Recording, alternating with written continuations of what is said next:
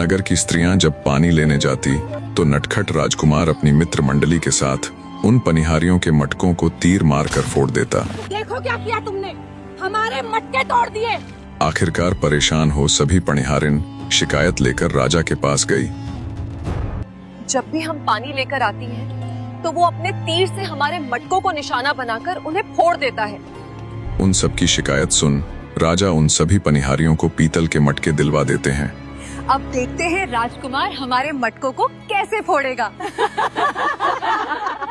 जब राजकुमार सुल्तान ने पनिहारियों के सिर पर पीतल के मटकों को देखा तो उसके खुराफाती दिमाग में एक नई योजना आई। वो तुरंत लोहार के पास गया और उससे लोहे के तीर बनवा लिए। अगले दिन जब पनिहारियां पानी लेकर आई तो राजकुमार सुल्तान ने लोहे के तीरों से निशाना साध उन पीतल के मटकों में भी छेद कर डाला। दुखी होकर फिर से सभी पनिहारिन मिलकर राजा के पास जाती है। महाराज, अगर आप अपने पुत्र को समझा नहीं सकते अथवा वो आपकी बात नहीं मान रहा है।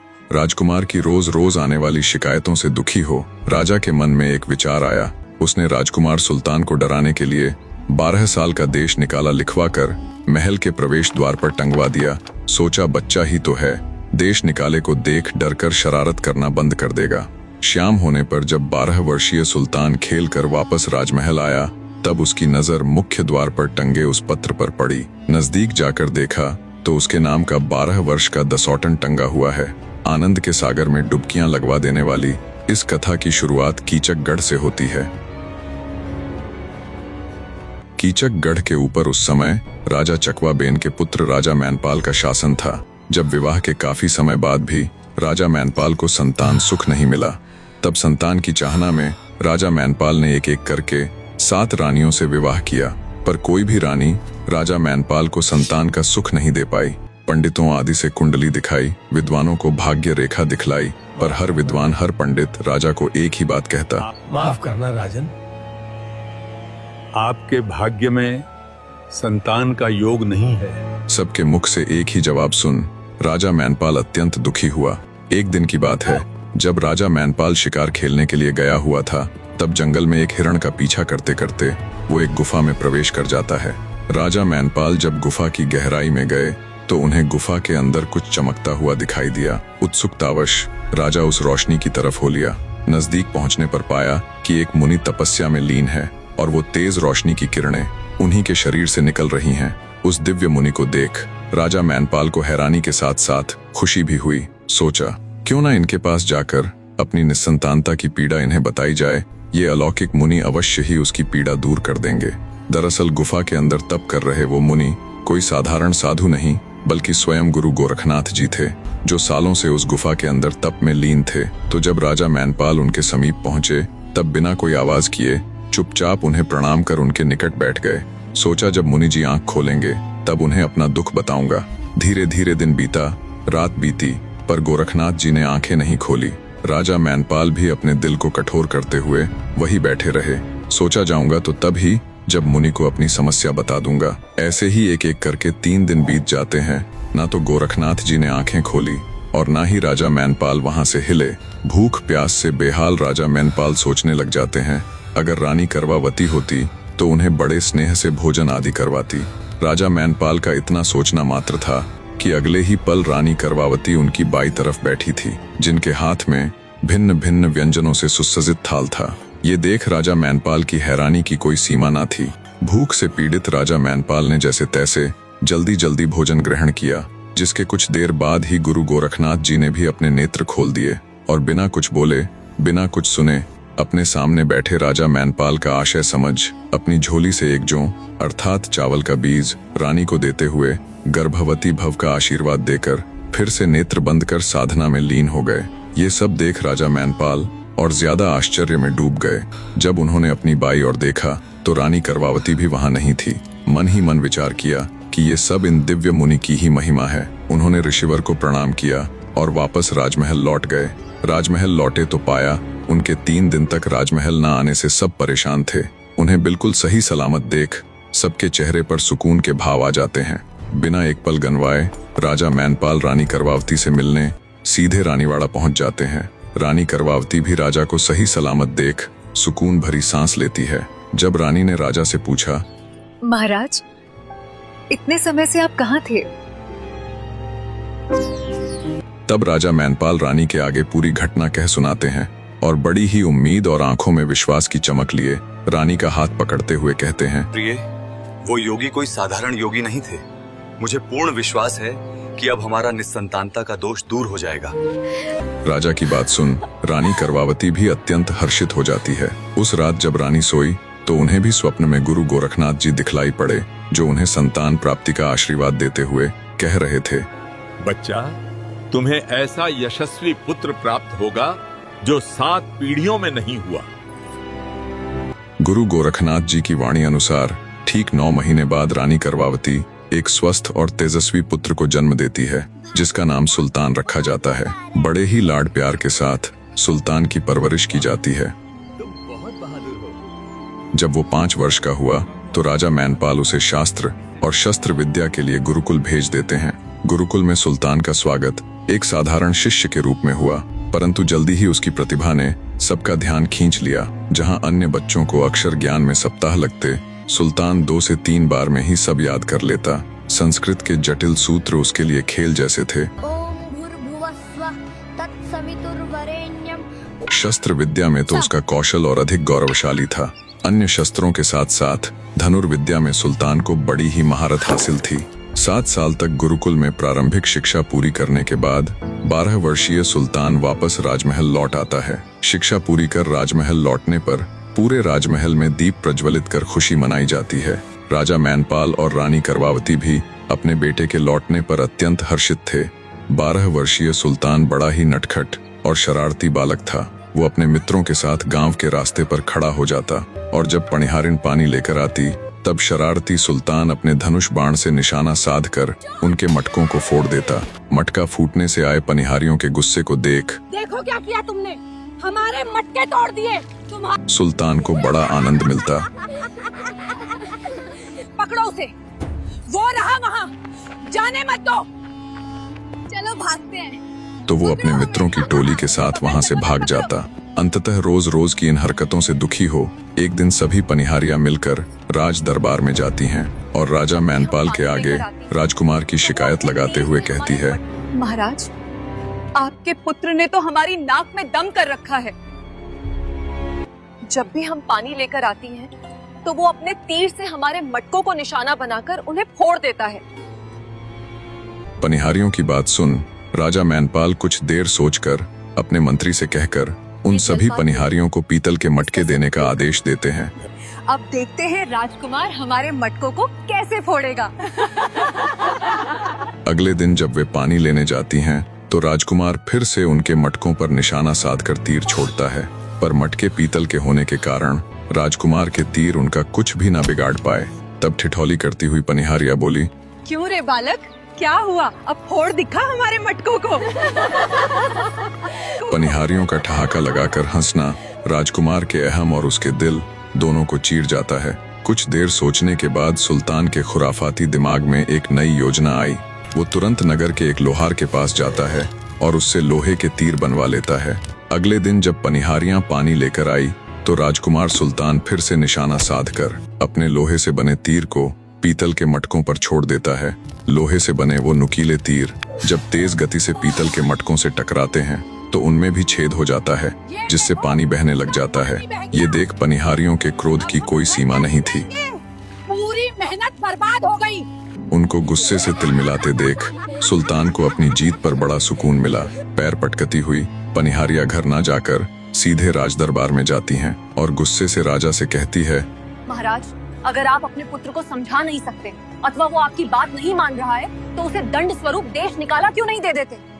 पनिहारियों के गुस्से को देख राजा मैनपाल कुछ सोचता हुआ उन्हें उचित आश्वासन देकर वापस भेज देता है। राजा ने विचार किया कि सुल्तान अभी बालक ही तो है, अगर मैं राजमहल के प्रवेश द्वार पर 12 वर्ष का दसौटन लिखवा कर टंगवा दूं, तो राजकुमार डर जाएगा और ये शरारतें करना बंद कर देगा। इसी सोच के साथ सुल्तान को डराने के मकसद से मैनपाल ने महल के मुख्य द्वार पर 12 वर्ष का दसौटन लिखवा कर टंगवा दिया। शाम होने पर जब राजकुमार सुल्तान खेल खाल कर वापस लौटा तो उसकी नजर मुख्य द्वार पर टंगे उस दसौटन पर पड़ी। नजदीक जाकर जब उसने अपने पिता के आदेश से लिखा हुआ अपने नाम का वो दसौटन पढ़ा तो वो तुरंत उल्टे पांव हो लिया। चलते चलते सुल्तान एक जंगल में पहुंच जाता है। जब रात हुई तो 12 वर्षीय सुल्तान रात में उस घनघोर जंगल में मारे डर के रोना शुरू कर देता है। उसी समय पड़ोसी राज्य का राजा महिपाल सिंह शिकार खेलकर वापस लौट रहा था। जब उसने सुनसान जंगल में किसी बालक के रोने की आवाज सुनाई दी तो अपने घोड़े को आवाज की दिशा में मोड़ दिया। नजदीक गया तो पाया एक बच्चा खड़ा खड़ा लगातार रोए जा रहा है। पहनावे से तो किसी राजघराने का लग रहा है। जब राजा महिपाल सुल्तान के पास गए और उससे उसके रोने का कारण पूछा तो सुल्तान राजा महिपाल के आगे पूरी बात बता देता है। सुल्तान की बात सुन राजा महिपाल ने आगे बढ़कर तुरंत उसे अपनी छाती से लगा लिया और बोला, आज से तू मेरा धर्म का बेटा रहा और मैं तेरा धर्म का बाप। और उसके आंसू पोंछकर उसे अपने घोड़े पर बिठा राजमहल ले जाता है।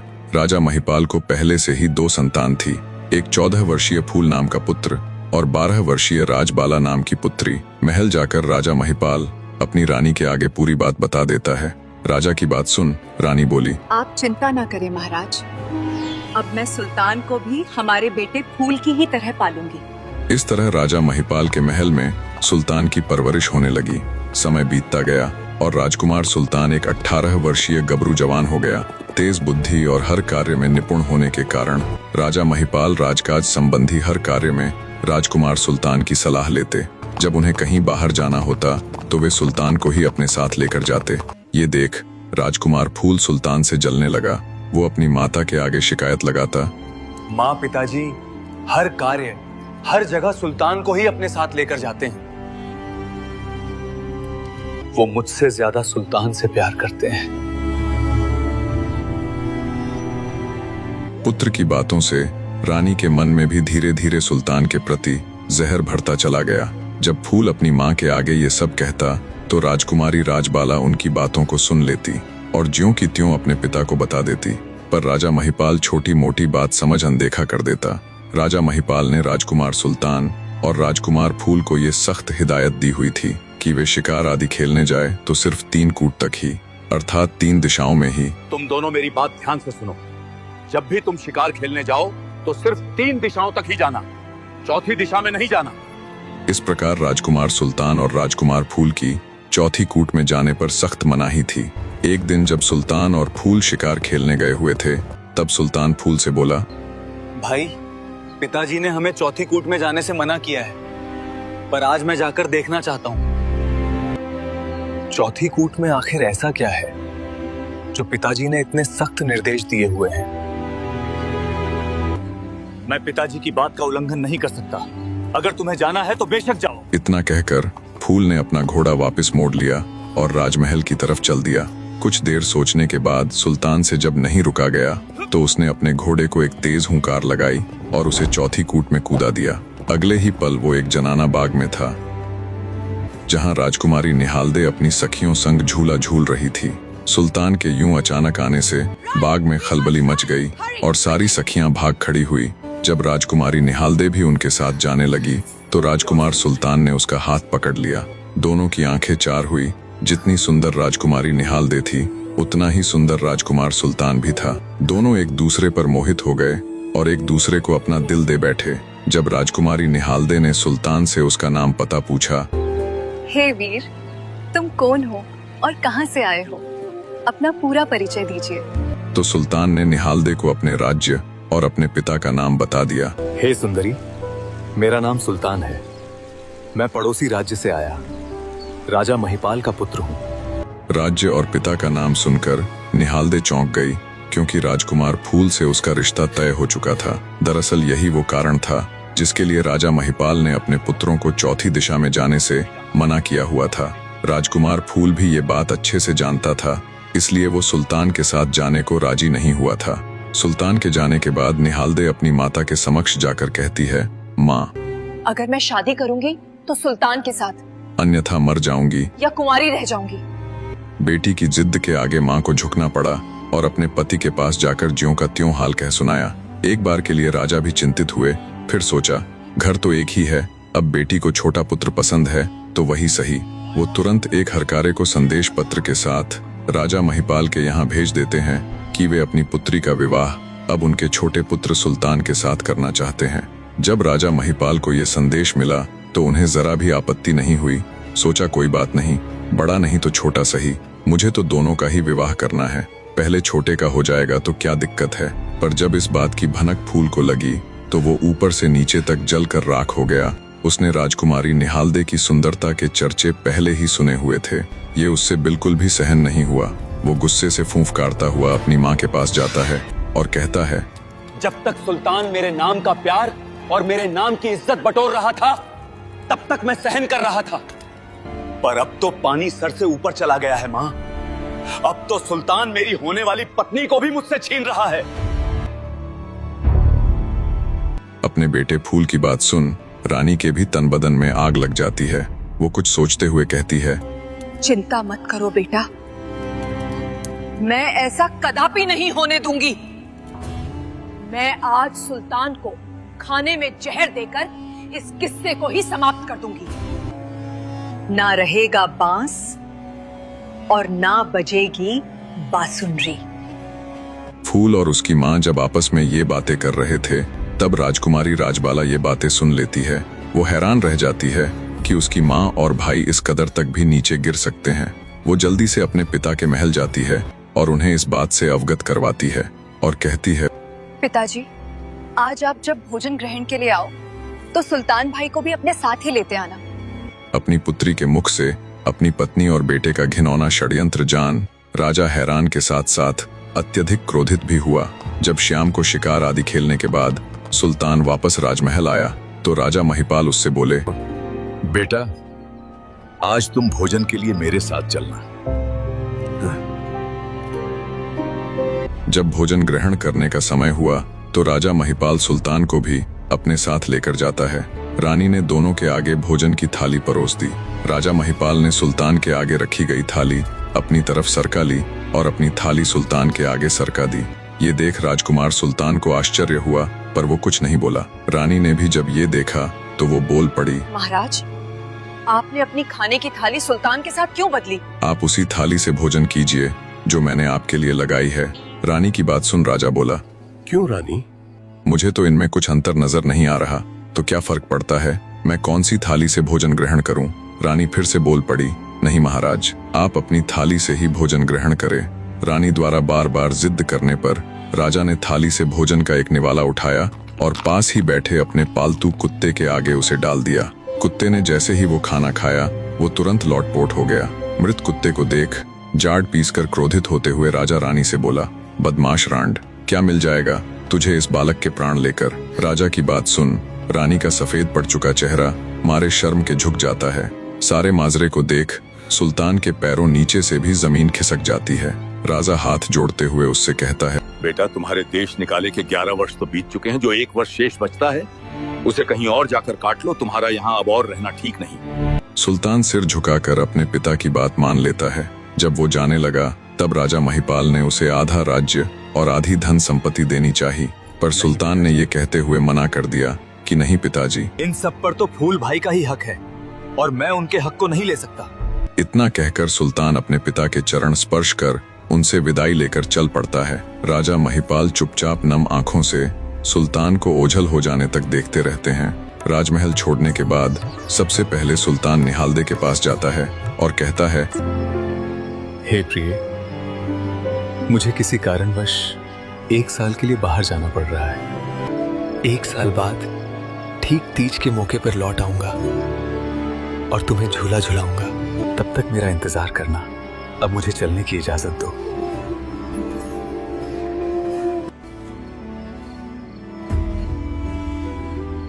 इस प्रकार तीज पर मिलने का वायदा करके सुल्तान निकल पड़ता है अपने देश निकाले की अवधि का बचा हुआ 1 साल पूरा करने। चलते चलते वो नरवरगढ़ नाम के एक नगर में पहुंच जाता है।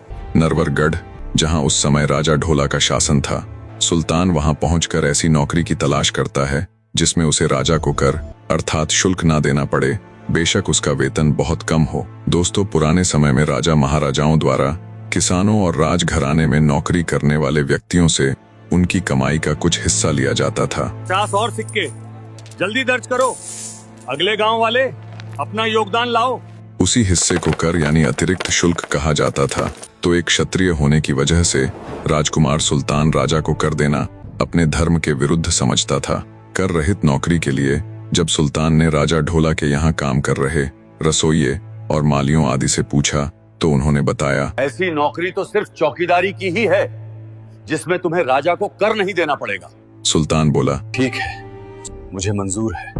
अंततः राजा से आज्ञा मिलने के बाद सुल्तान को नगर में गश्त करने वाले चौकीदार के रूप में रख लिया जाता है। जैसे ही रात हुई पूरी सजगता के साथ सुल्तान नगर में गश्त करने निकल पड़ता है, क्योंकि उन दिनों नगर में बहुत चोरियां हो रही थी, पर चोर था कि किसी की पकड़ में ही नहीं आ रहा था। गश्त करते करते सुल्तान जब एक घर के आगे से निकला तो उसने एक बड़ी ही अजीब बात देखी। एक युवा लड़की जिसने कड़ाही चढ़ाई हुई थी वो रोती जाती और पूड़े पापड़ी तलती जाती। ये देख सुल्तान को बड़ा अजीब लगा। वो उस नवयुवती के पास गया और बोला, क्या बात है बहन? एक तरफ तो तुमने कढ़ाई चढ़ाई हुई है जो कि किसी खुशी के मौके पर व्यंजन आदि बनाने के लिए चढ़ाई जाती है, और दूसरी तरफ तुम रो भी रही हो। ये रोते रोते पूड़े पापड़ी तलने के पीछे क्या वजह है? सुल्तान की बात सुन वो नवयुवती अपनी भाभी की तरफ इशारा करते हुए बोली, इन सब की वजह ये है, जिस दिन इसके साथ मेरे भाई का रिश्ता पक्का हुआ था उसी दिन मेरे पिता को दानव की भेंट के लिए जाना पड़ा था, और आज मुकलावे के बाद जब ये पहली बार हमारे घर आई है तो आज मेरे भाई का नंबर है। मेरे भाई के जाने के बाद हमारी तो वंश मेल ही खत्म हो जाएगी। दोस्तों, कहानी को बीच में ही रोककर आपको बताता चलूं कि उन दिनों नरवर गढ़ के बाहर एक दानव रहता था। उसी दानव की भेंट के लिए नगर से हर सप्ताह एक व्यक्ति 2.5 किलो पूड़े पापड़ी और एक बकरी दी जाती थी। जब राजा ढोला उस दानव का कुछ नहीं बिगाड़ पाए तो उन्हें दानव के साथ मजबूरी में ये समझौता करना पड़ा था कि नगर के हर घर से बारी बारी एक व्यक्ति दानव की भेंट में जाएगा। अगर राजकुमार ढोला ये समझौता नहीं करते तो वो दुष्ट दानव नगर में घुसकर हाहाकार मचा देता। अब फिर से कहानी में आगे चलते हैं। तो जब सुल्तान ने उस युवती का दुखड़ा सुना तो वो बोला, चिंता मत करो बहन, आज दानव की भेंट में तुम्हारे भाई के बदले मैं चला जाऊंगा। जैसे ही तुम्हारे पुड़े पापड़ी तैयार हो जाएं, तुम मुझे उठा देना। मैं राजमहल के बाहर बुर्ज पर सोया मिलूंगा। इतना कहकर जब सुल्तान वहां से जाने लगा तब युवती उसे रोकती हुई बोली, नहीं भाई, तुम भी किसी माँ के बेटे और किसी बहन के भाई होगे। मैं अपने भाई के बदले तुम्हें उस दुष्ट दानव के पास मरने के लिए नहीं भेज सकती। पर सुल्तान ने जैसे तैसे उस युवती को मना लिया और महल के बाहर बने बुर्ज पर जाकर सो गया। युवती ने जब 2.5 किलो पूड़े पापड़ी तैयार कर लिए तो वो एक बकरी और पूड़े पापड़ी लेकर राजमहल के बाहर बने उस बुर्ज के समीप आकर खड़ी हो गई जहां सुल्तान सोया हुआ था। वो खड़ी खड़ी आंसू बहाती रही, पर उसमें इतनी हिम्मत ना हुई कि वो सुल्तान को नींद से जगा सके, और होती भी कैसे, वो उसे किसी अच्छी जगह थोड़े ही ना भेज रही थी, वो तो उसे मौत के मुंह में भेज रही थी। दूसरी तरफ दानव को जब तय समय पर उसकी भेंट ना मिली तो मारे गुस्से के वो पागल हुआ जा रहा था। जब क्रोधित दानव ने जोर से गर्जना करते हुए चिंगाड़ मारी तब दानव की तेज चिंगाड़ से सुल्तान की आंखें खुल जाती है।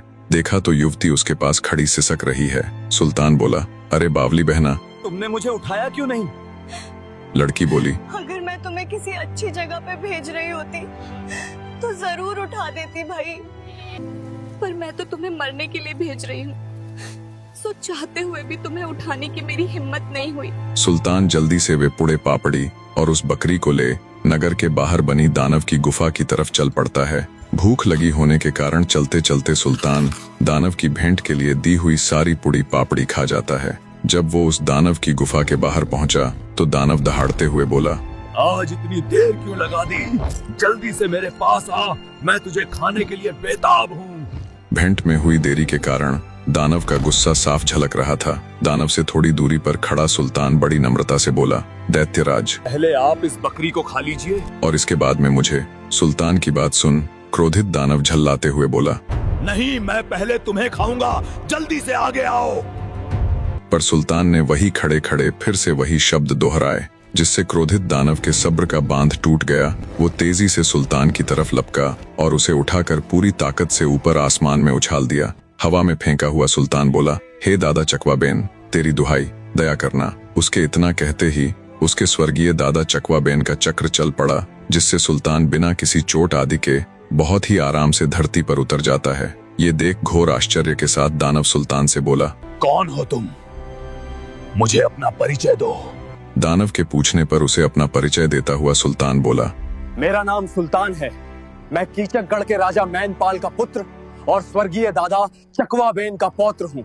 जब दानव ने सुल्तान का परिचय सुना तो मारे भय के उसके पसीने छूट गए। घबराया हुआ दानव सुल्तान से बोला, हे भले मानुष, मेरी मृत्यु चकवाबेन के पौत्र के हाथों लिखी है, ये जानने के बाद जिस दिन तुम्हारा जन्म हुआ था उसी दिन मैंने कीचकगढ़ छोड़ दिया था। हे मनुष्य, आज मेरी जान बख्श दो, मैं यहाँ से बहुत दूर चला जाऊंगा। दानव की बात सुन सुल्तान बोला, दुष्ट दानव, मेरे पैदा होने से पहले कीचकगढ़ में न जाने कितने ही घरों को तुम्हारे कारण ताला लगा होगा और कितने ही घरों को यहाँ नरवरगढ़ में भी ताला लग चुका है। अगर आज मैं तुझे जिंदा छोड़ दूंगा तो ना जाने आगे भी कितने ही बेकसूर लोग तुम्हारा भोजन बनेंगे। इतना कहते हुए सुल्तान ने फिर से अपने दादा चकवाबेन का नाम लिया। हे दादा चकवाबेन, तेरी दुहाई। इस धूर्त दैत्य का नाश कर दीजिए। सुल्तान के इतना कहते ही दादा चकवाबेन के चक्र चलने लगे। उन चक्रों में उलझकर कुछ ही देर में दानव के प्राण पखेरु उड़ जाते हैं और वो धड़ाम की आवाज के साथ नीचे गिर पड़ता है। दानव की मृत्यु उपरांत आगे बढ़कर सुल्तान ने अपनी तलवार से उस मृत दानव के नाक और कान का कुछ हिस्सा काटकर अपनी जेब में रख लिया और फिर से बुर्ज पर आकर सो गया। सुबह जब दिन का लिकाड़ हुआ और थोड़ा बहुत उजाला हुआ तो सोच आदि के लिए घूमने जाने वाले लोगों ने दानव को गुफा के बाहर पड़ा हुआ पाया। सोचा, आज तो दानव गुफा से बाहर आया हुआ है। मारे डर के वे वहां से भाग खड़े हुए। उसके शरीर में कुछ भी हलचल ना देख कुछ बुद्धिमान व्यक्ति पास गए तो देखा दानव तो मरा पड़ा है। किसी ने सोच के लिए लाया हुआ लौटा तो किसी ने गिलास फेंक कर दानव को दे मारा और ये चिल्लाते हुए नगर की तरफ दौड़ पड़े कि मैंने दानव को मार गिराया, मैंने दानव को मार गिराया। सोचा राजा खुश होकर उन्हें बहुत बड़े इनाम से नवाजेगा। दानव के मरने की खबर मिलने पर राजा ढोला ने तुरंत राजसभा बुलाई। सभा में मौजूद नगर का हर कोई व्यक्ति ये दावा कर रहा था कि उसने दानव को मारा है, उसने दानव को मारा है। मैंने दानव को मारा, मैंने दानव को मारा। उनकी बात सुन राजा ढोला बोला, तुम में से ही किसी ने दानव को मारा है तो उसके नाक और कान का कटा हुआ हिस्सा भी जरूर तुम्हारे ही पास होगा। राजा के ये कहने पर सबकी बोलती बंद हो गई। तब राजा ने मंत्री को हुक्म दिया, पता लगाओ कल दानव के पास जाने वाली भेंट में किसका नंबर था। पता करने पर मालूम हुआ कि कल तो फलां साहूकार के लड़के का नंबर था। राजा के कुछ सैनिक उस साहूकार के घर गए और उसके लड़के को अपने साथ राजमहल ले आए और उसे राजा के सामने हाजिर किया। राजा बोला, क्या वो तुम थे जो कल दानव के पास उसकी भेंट के रूप में गए थे? साहूकार का लड़का बोला, हाँ महाराज, नंबर तो मेरा ही था, पर मेरी जगह नगर का नया चौकीदार दानव की भेंट गया था। क्या? राजा के हुक्म से तुरंत नए चौकीदार यानी सुल्तान को भी राजा के सामने हाजिर किया गया। राजा ने उससे पूछा, क्यों भाई, कल तुम गए थे क्या दानव की भेंट? सुल्तान बड़ी नम्रता से बोला, हाँ महाराज। तो क्या तुमने ही दानव को मारा है? सुल्तान ने फिर से हाँ में सिर हिला दिया। तो फिर दानव के नाक और कान का वो हिस्सा भी तुम्हारे पास जरूर होगा। राजा के ये कहने पर सुल्तान ने जेब से दानव के नाक और कान का कटा हुआ वो हिस्सा निकालकर राजा को दिखा दिया। महाराज, क्या आप इनकी बात कर रहे हो? सुल्तान के द्वारा मृत दानव के नाक कान का हिस्सा दिखाए जाने पर राजा ढोला उसकी वीरता से बड़े प्रभावित हुए। पूरे राजदरबार में तालियों की गड़गड़ाहट के साथ सुल्तान का सत्कार किया गया। राजा ने उसे इनाम के तौर पर बहुत सी सोने की मोहरें दी। जब रानी मारू को ये खबर मिली, महारानी जी, क्या आपको पता है हमारे राज्य के नए चौकीदार ने उस दुष्ट दानव को मार गिराया? तो उसने अपने पति ढोला से कहा, महाराज, मैं भी उस वीर पुरुष से मिलना चाहती हूँ, अतएव आप उसे आज शाम के भोजन पर राजमहल बुलवा लीजिए। राजा ढोला ने सुल्तान को शाम के भोजन का निमंत्रण भिजवा दिया। जैसे ही शाम का समय हुआ, राजा ढोला सुल्तान को अपने साथ ले रानीवास में जाता है। जब वे महल के मुख्य द्वार पर पहुंचे, तब रानी मारू महल में प्रवेश से पहले अपने पति ढोला का आरता करती है। राजा ढोला का आरता करते हुए जब रानी मारू की निगाह राजा के पीछे खड़े सुल्तान पर पड़ी, तो उसके रंग रूप को देखकर वो उस पर मोहित हो जाती है। रानी मारू एक पतिव्रता स्त्री थी, पर सुल्तान को देख न जाने उसके मन में ऐसे भाव क्यों आ गए। जब राजा ढोला का आरता संपन्न हुआ तो वो महल में प्रवेश करते हुए अंदर चले जाते हैं। राजा के अंदर जाने के बाद जब सुल्तान महल के मुख्य द्वार की दहलीज पर आया तो रानी मारू पल्ला करके अर्थात मुंह पर दुपट्टा डालते हुए घूंघट करके सुल्तान का भी आरता करना शुरू कर देती है। ये देख सुल्तान तुरंत पीछे हट जाता है और कहता है, माफ करें रानी साहिबा, एक स्त्री या तो अपने पति का आरता करती है या फिर अपने भाई का। पति की जब वो कोई बड़ा कार्य करके वापस घर लौटा हो पुरियो, अन्यथा किसी बड़े काम के लिए बाहर जा रहा हो, और भाई का आरता वो तब करती है जब वो उसके बच्चों के विवाह में भाती बनकर आता है। तो आप मेरा आरता किस हक से कर रही हैं रानी जी? अगर पत्नी के हक से कर रही हो तो मैं तो तुम्हारा पति नहीं हूँ, और अगर बहन के हक से कर रही हो तो फिर ये घूंघट क्यों मां? एक बहन अपने भाई से थोड़े ही ना घूंघट करती है। सुल्तान की बात सुन रानी मारू सोच में पड़ जाती है। सोचा इतना वीर तो भाई भी अच्छा। अंततः रानी अपना घूंघट खोल देती है और खुले मुंह से सुल्तान को अपना भाई मानकर उसका आरता करती है। इस प्रकार सुल्तान राजा ढोला का अतिथि व रानी मारू का भाई बनकर राजमहल में जाकर भोजन ग्रहण करता है। भोजन उपरांत रानी मारू सुल्तान से कहती है, अब चूंकि तुम मेरे धर्म भाई बन चुके हो तो ना तो अब तुम्हें चौकीदारी की नौकरी करने की आवश्यकता है और ना ही बाहर भोजन ग्रहण करने की। ये महल तुम्हारा अपना घर है। जब तक तुम्हारा मन करे तब तक तुम यहाँ रह सकते हो। रानी मारवण की पूरी बात सुनने के बाद सुल्तान हाथ जोड़कर कहता है, नहीं बहन मारवण, क्षमा चाहूंगा पर मैं ऐसा कदापि नहीं कर सकता। उसके बाद सुल्तान ढोला और मारू के आगे अपनी देश निकाले से लेकर अब तक व्यतीत हुई अपनी पूरी गाथा कह सुनाता है और कहता है, मेरे देश निकाले की अवधि में 1 वर्ष शेष रहता है, जिसे मैं अपने क्षत्रिय धर्म पालन करते हुए ही बिताना चाहता हूँ। सुल्तान की पूरी बात सुन और उसकी खुददारी देख ढोला और मारू के मन में सुल्तान की इज्जत कई गुना बढ़ जाती है। एक दिन की बात है, जब सुल्तान रात के समय गश्त पर था तब नगर के एक घर में से चोरी का धन लाते समय सुल्तान ने एक चोर को रंगे हाथों पकड़ लिया। दरअसल जिस चोर को सुल्तान ने पकड़ा था वो कोई साधारण चोर नहीं बल्कि बहुत ही शातिर चोर था, जिसका नाम जानी चोर था।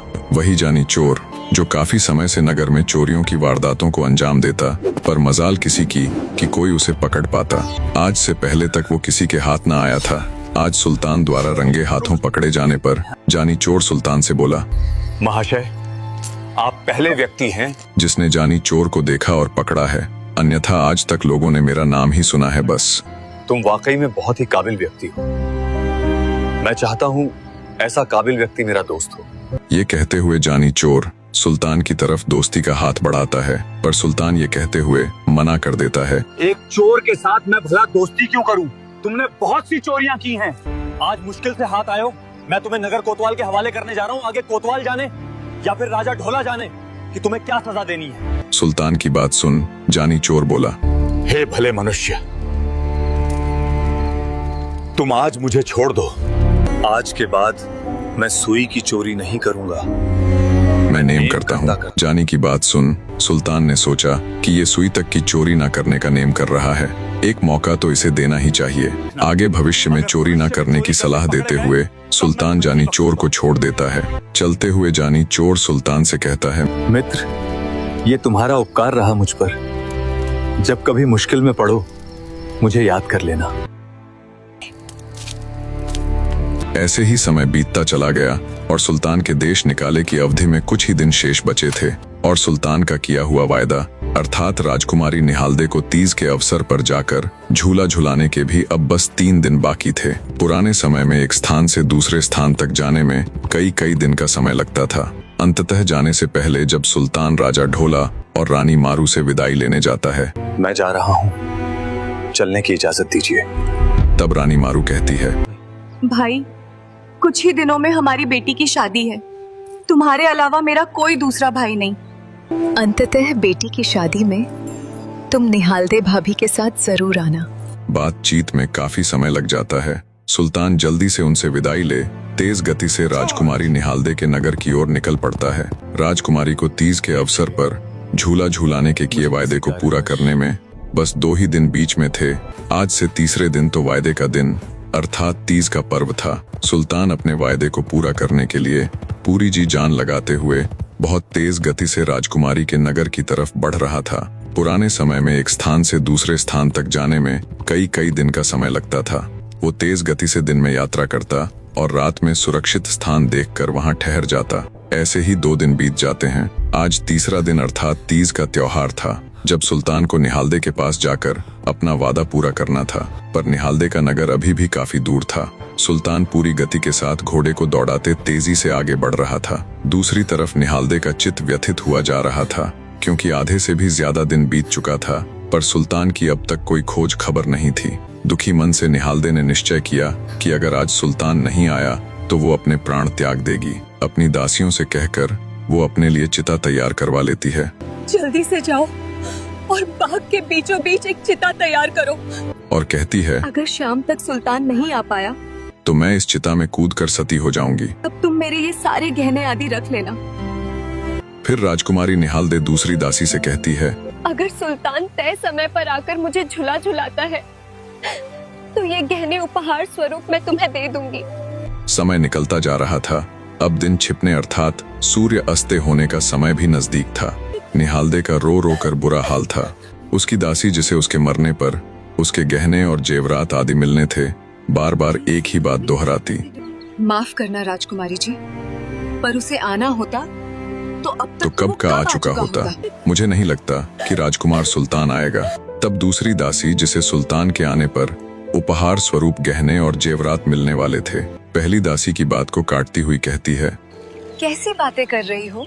है तो वो भी इंसान ही, देरी तो उससे भी हो सकती है। हो सकता है कहीं उलझ गया हो। मेरा मन कहता है राजकुमार सुल्तान जरूर आएगा। बार बार दोनों दासियां अपने अपने फायदे की बात दोहराती। इस प्रकार बीतते समय के साथ सूर्य भी अस्त हो जाता है और शाम हो जाती है। तब पहली दासी कहती है, राजकुमारी जी, अगर आपको सती ही होना है तो फिर इंतजार किस बात का? अब तो दिन भी ढल चुका है और शाम हो चुकी है। अगर उसे आना होता तो कब का आ चुका होता। राजकुमारी निहालदे चिता के पास जाकर उसमें कूदने ही वाली थी कि तभी राजकुमार फूल वहां आ पहुंचा और चिता में कूदने से ठीक पहले वो राजकुमारी निहालदे का हाथ पकड़कर उसे चिता से दूर कर देता है और राजकुमारी से कहता है, तुम क्यों उसके लिए अपनी जान देने पर तुली हुई हो, जिसे तुम्हारी जरा सी भी फिक्र नहीं? अन्यथा वो तुम्हें झूला झुलाने जरूर आता, और वैसे भी तुम्हारा रिश्ता तो पहले मेरे ही साथ तय हुआ था। तुम अपने इस सती होने के विचार को त्याग दो। मैं अब भी तुम्हारे साथ विवाह करने के लिए तैयार हूँ। पर राजकुमारी निहालदे ने फूल की बात मानने से इनकार कर दिया। वो अपने हठ पर कायम थी। उसकी जिद्द को देखते हुए फूल ने उसका हाथ छोड़ दिया। हाथ छूटते ही राजकुमारी निहालदे फिर से उस जलती हुई चिता में कूदने के लिए जाती है। पर जब वो कूदने ही वाली थी, तब तक सुल्तान भी वहां आ पहुंचा। फुर्ती के साथ घोड़े से उतरते हुए उसने निहालदे के हाथ को पकड़ लिया। रो रो कर बेहाल हो चुकी राजकुमारी अपनी सुध बुद्ध खो चुकी थी। सोचा अब की बार भी उसका हाथ राजकुमार फूल ने ही पकड़ा हुआ है। उसने बिना उस तरफ देखे कहा, मुझे छोड़ दो भाई फूल।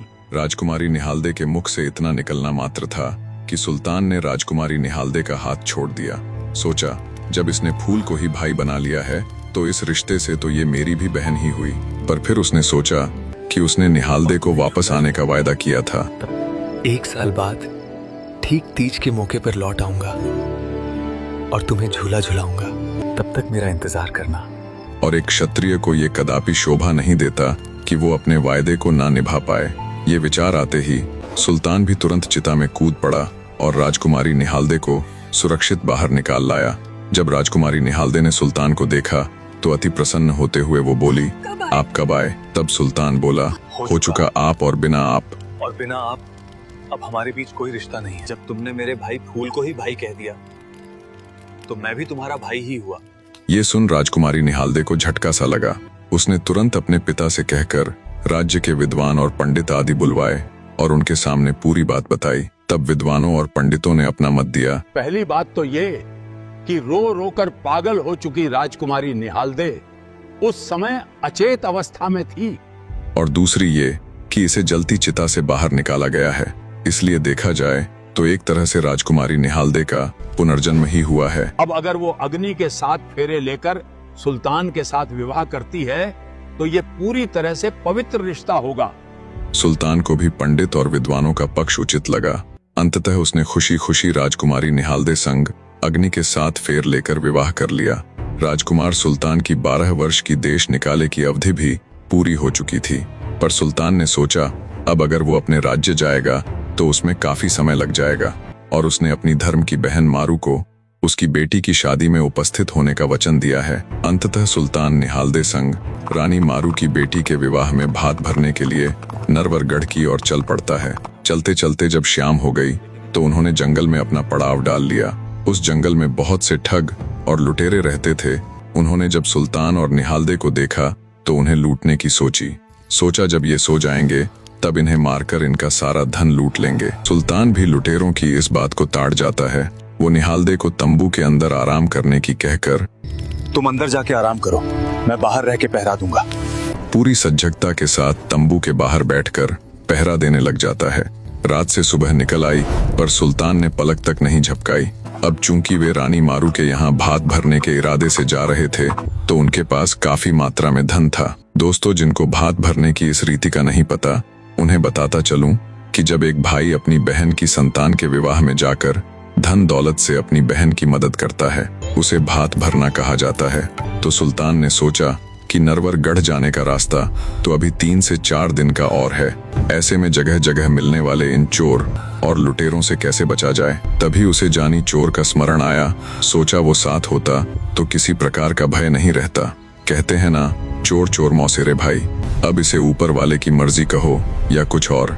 जैसे ही सुल्तान जानी चोर को याद करता है, कुछ देर बाद ही उसे दूर से एक घुड़सवार आता दिखाई देता है। नजदीक आने पर देखा तो वो घुड़सवार जानी चोर ही था। उसे देख सुल्तान को बड़ी राहत महसूस हुई। उसने खुशी खुशी जानी चोर को गले लगाते हुए कहा, बहुत लंबी उम्र है तुम्हारी।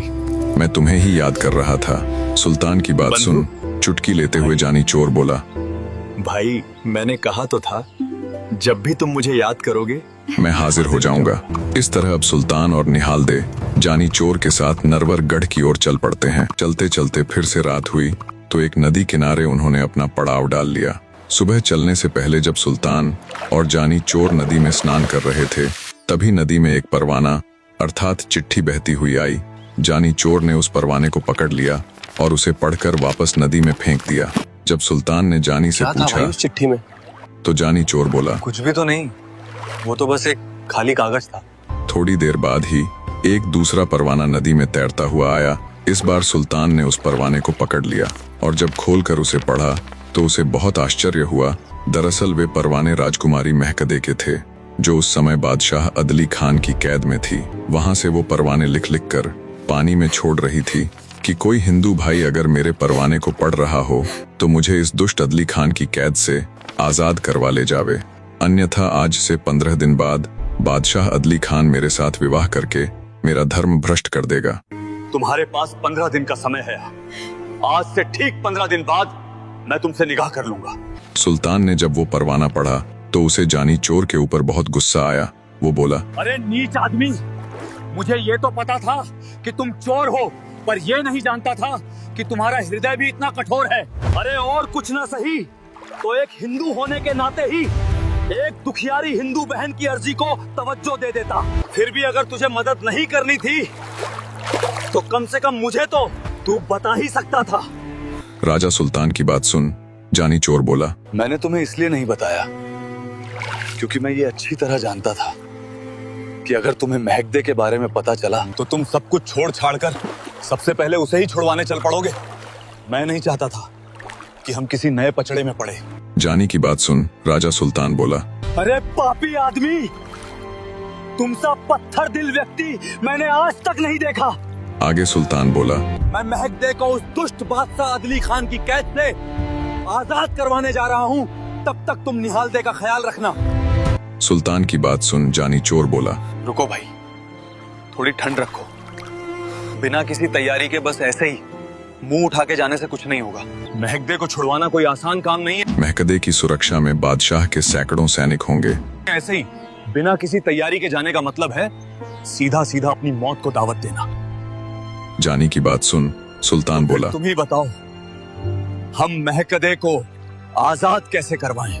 जानी चोर बोला, महकदे को छुड़वाने के लिए ताकत से नहीं बल्कि बुद्धि से काम लेना होगा। जानी चोर की बात सुन सुल्तान के चेहरे पर सवालियां भाव आ जाते हैं। आगे जानी चोर कहता है, मुझे पता है महकदे को कैसे आजाद करवाना है। तुम बस निहालदे भाभी के साथ यहीं रह के आराम करो। जब मुझे तुम्हारी जरूरत पड़ेगी तब मैं तुम्हें बुला लूंगा। इस तरह सुल्तान और निहालदे नगर के बाहर रुक जाते हैं। बादशाह की कैद में बंद राजकुमारी को छुड़ाने के लिए जानी चोर उस नगर में पहुंच जाता है। राजकुमारी महकदे को उस जालिम अदली खान की कैद से आजाद करवाने शातिर जानी चोर ने मन ही मन ये योजना बना ली थी कि वो न सिर्फ महकदे को बादशाह के चंगुल से आजाद करवाएगा बल्कि बादशाह को भी ऐसा सबक सिखाएगा कि बादशाह फिर कभी ऐसा करने की जरूरत ना कर सके। नगर में घूम फिर कर अच्छे से पूछताछ करने पर जानी चोर को पता चला कि फूला नाम की एक बूढ़ी मालिन है जो हर रोज राजकुमारी महकदे के लिए फूलों से गूथा हुआ हार लेकर जनाना महल जाया करती है। बादशाह अदली खान ने ही उस बूढ़ी मालिन को महकदे के लिए हर रोज फूलों से गुंथा हुआ हार लेकर आने का आदेश दे रखा था ताकि हर समय उदास और आंखों में अश्रु रखने वाली राजकुमारी महकदे का ध्यान बदली हो जाए। कुछ देर के लिए ही सही पर उसका दिल बहल जाए। अंततः बूढ़ी मालिन के बारे में पूरी बात पता कर जानी चोर उसके यहाँ ही रहने का विचार बना लेता है। वो बूढ़ी मालिन अकेले ही रहती थी, सो जानी चोर का काम और अधिक आसान हो गया। शाम के समय मौका देख जानी चोर शाही बाग में काम कर रही फूला मालिन के पास जाता है और कहता है, राम राम मौसी। जानी चोर की बात सुन सवालिया निगाह से उसकी तरफ देखते हुए फूला मालिन बोली, कौन हो बेटा तुम? मैंने तुम्हें पहचाना नहीं। तब जानी बोला, आप भी कमाल करती हैं। आप अपनी इकलौती सगी बहन के बेटे को कैसे भूल सकती हैं? दरअसल आपकी भी गलती नहीं है। जब मैं छोटा सा था तब अपनी माँ के साथ आपके पास आया करता। बुढ़िया कुछ देर सोचकर बोली, क्या तुम गब्दू हो? ठहाका लगाकर हंसता हुआ जानी चोर बोला, हाँ मौसी, मैं वही छोटा सा गब्दू हूँ। कुछ काम के लिए नगर आया हुआ था तो सोचा आपका हाल चाल भी पूछ लूं। जानी की बात सुन बुढ़िया बड़ी खुश हुई। वो उसे अपने साथ अपने घर ले गई। अगले दिन जब बुढ़िया शाही बाग में फूलों की माला बनाने के लिए जाती है तो गब्दू अर्थात जानी चोर बोला, आज आप आराम करो मौसी। आज राजकुमारी के लिए फूलों का हार मैं बना देता हूँ। जानी चोर हाथ की कला में बहुत माहिर था। उसने बड़ी शिद्दत के साथ 52 कली का हार बना दिया। इतने सुंदर हार को देख बुढ़िया बोली, अरे बेटा गब्दू, इतना सुंदर हार, अगर इसे देखकर राजकुमारी ने मुझसे पूछ लिया कि ये हार किसने बनाया है तो मैं क्या जवाब दूंगी? जानी चोर बोला, पूछे तो कह देना मौसी कि मेरे भतीजे की वधू घर आई है। आज ये सुंदर हार उसी ने बनाया है। उस सुंदर हार को देख, अम्मा, ये इतना सुंदर हार किसने बनाया है इससे? पहले तो आप कभी इतना सुंदर हार बनाकर लाई। घर पर मेरे भतीजे की वधू आई हुई है, बस उसी ने ये सुंदर फूलों का हार बनाया है। महकदे ने मन ही मन विचार किया कि जब फूलों का हार इतना सुंदर है तो इसे बनाने वाली कैसी होगी। फूला से कहती है, बुढ़िया माई, कल आप अपने भतीजे की बहू को भी अपने साथ लेकर आना। मुझे उससे मिलने की बड़ी तीव्र इच्छा हो रही है। राजकुमारी की बात सुन बेचारी बुढ़िया के पैरों नीचे से जमीन खिसक गई। सोचा अब क्या करूं, ये तो बड़ी मुसीबत आन पड़ी। इन्हीं विचारों की उधेड़बुन में फूला अपने घर पहुंच जाती है। उसके चेहरे का उड़ा हुआ रंग देखकर जानी चोर बोला, क्या हुआ मौसी, तुम इतनी चिंता में क्यों दिख रही हो? क्या राजकुमारी को मेरे द्वारा गुत्था हुआ हार पसंद नहीं आया? तब फूला मालिन बोली, क्या बताऊं बेटा गब्दू, तुम्हारा वो हार मेरे गले की फांस बन गया। राजकुमारी ने उसे बहुत पसंद किया और बोली, कल इस हाथ को गुथने वाली अपने भतीजे की बहू को भी अपने साथ लेकर आना। बुढ़िया की बात सुन जानी चोर बोला, अरे मौसी, बस इतनी सी बात के लिए आप इतनी चिंता में हो? घबराओ मत, कल जनाना वस्त्र पहन और घूंघट निकाल कर मैं भी आपके साथ चल पड़ूंगा। तब बुढ़िया बोली, बेटा, राजकुमारी महकदे के जनाना महल के मुख्य द्वार पर बादशाह ने एक अंधा कोलिया दरबान बैठा रखा है। जो भी महकदे के महल में जाता है उसे उस अंधे कोलिये की हथेली पर पैर रखकर महल में प्रवेश करना होता है। अगर उसने तुम्हें पहचान लिया और कह दिया कि ये तो पुरुष है तो वहीं मौजूद पहरेदार तुरंत तुम्हें मार डालेंगे और फिर वे मुझे भी नहीं बख्शेंगे। बूढ़ी मालिन की चिंता जानी चोर थोड़ा सोचता हुआ बोला, मौसी आप बिल्कुल भी फिक्र ना करे, मुझे कोई नहीं पहचान पाएगा, ना वो अंधा कोलिया और ना ही राजकुमारी। जानी की बात सुन मन मारकर बूढ़ी मालिन उसकी बात मान लेती है, क्योंकि इसके अलावा उसके पास कोई दूसरा चारा भी नहीं था। वो कहावत है ना, आगे कुआं और पीछे खाई। फूला मालिन के लिए भी कुछ वैसी ही परिस्थिति थी। अगले दिन बाग में जाकर फिर से जानी चोर ने 52 कली का हार गूंथ दिया। अब समय था जनाना महल में राजकुमारी महकदे के पास जाने का। जानी ने एक स्त्री के वस्त्र धारण कर लिए और बूढ़ी मालिन के पीछे पीछे चल पड़ा। जब मुख्य द्वार पर पहुंचे तो आगे चल रही फूला मालिन ने अंधे कोलिये की हथेली पर पैर रखा तो हमेशा की तरह अंधा कोलिया बोला, जनानी है अर्थात स्त्री है। बूढ़ी मालिन महल में प्रवेश कर जाती है। अब बारी थी जानी चोर की। आगे बढ़कर उसने जैसे ही अंधे कोलिये की हथेली पर अपना पैर रखा तो अंधा कोलिया बोल उठा, हाथ तोड़ दिया रे कसाई। तब जानी चोर ने फटाक से कुछ स्वर्ण मुद्राएं अंधे कोलिये की जेब में डाल दी। मुद्राओं की खनक मिलते ही अंधा कोलिया बोला, जनानी है जनानी, जाने दो। इस प्रकार जानी चोर और बूढ़ी मालिन महल में प्रवेश कर जाते हैं। बूढ़ी मालिन से थोड़ा दूर होने पर जानी ने मौका देखते हुए महकदे को अपना पूरा परिचय दिया और कहा, घबराना मत बहन, मैं और सुल्तान आज से 3 दिन बाद तुम्हें दुष्ट बादशाह की कैद से छुड़ा ले जाएंगे। जानी चोर की बात सुन राजकुमारी महकदे का चेहरा खिल उठता है। रात के समय मौका देखकर जानी चोर राजमहल की दीवार पर एक बड़ा सा परवाना लिखकर टांग देता है, खबरदार बादशाह, जानी चोर तेरी नगरी में आ चुका है, दम है तो पकड़ लेना। आज से ठीक तीसरे दिन राजकुमारी महकदे को तेरी कैद से छुड़ा कर ले जाऊंगा। मैं न सिर्फ महकदे को तेरी कैद से छुड़ाऊंगा बल्कि तेरा मुंह काला करके तेरी एक तरफ की मूंछ काटकर तेरे गले में जूतों की माला भी पहनाऊंगा। जब सुबह हुई तो पहरेदारों का ध्यान राजमहल की दीवार पर टंगे उस परवाने पर गया। उन्होंने तुरंत बादशाह को इस बारे में सूचित किया।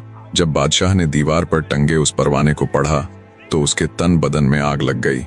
जल्दी ही ये खबर पूरे नगर में फैल गई। हर तरफ खलबली मच गई कि नगर में तो जानी चोर आया हुआ है। बूढ़ी मालिन महकदे को फूलों का हार देने गई तो उसे भी इस सारे माजरे का पता चला। महकदे को हार देने के बाद फूला मालिन लंबे लंबे कदम रखते हुए जल्दी से घर आती है। मालिन की फूली हुई सांस और चेहरे पर चिंता के भाव देख जानी चोर बोला, क्यों री मौसी, आज क्या हो गया? आपकी फूली हुई सांस और चेहरे पर चिंता की लकीरें, माजरा क्या है मौसी? तब मालिन उससे कहती है, अरे क्या बताऊं बेटा गब्दू, मैं तो तेरे लिए भागी भागी घर आई हूँ क्योंकि नगर में जानी चोर आया हुआ है जिसने बादशाह को धमकी दी है तुम घर से बाहर मत निकलना, अन्यथा तुम्हें जानी चोर समझकर ना पकड़ लें। क्योंकि बेटा गब्दू, तुम इस नगर में नए भी हो और लोगों के लिए अनजान भी हो। बूढ़ी मालिन की बात सुन जानी चोर बोला, तुम क्यों चिंता करती हो मौसी? पकड़ेंगे तो जानी चोर को पकड़ेंगे, मुझे भला क्यों पकड़ने लगे? आगे जानी चोर बोला, पर मौसी एक बात मेरी समझ में नहीं आई कि जानी चोर ने बादशाह को धमकी क्यों दी भला? तब मालिन बोली, बेटा गब्दू, बादशाह राजकुमारी को जबरन उठा लाया है और उससे विवाह करना चाहता है। मालिन की बात सुन जानी चोर बोला, तो मौसी फिर क्या इंतजाम किए बादशाह ने जानी चोर को पकड़ने के? फूला मालिन बोली, बेटा, नगर के एक सुनार ने ताल ठोक कर कहा कि वो जानी चोर को पकड़ कर दिखाएगा। जानी चोर बोला, क्यों री मौसी, क्या परिवार है उस सुनार का?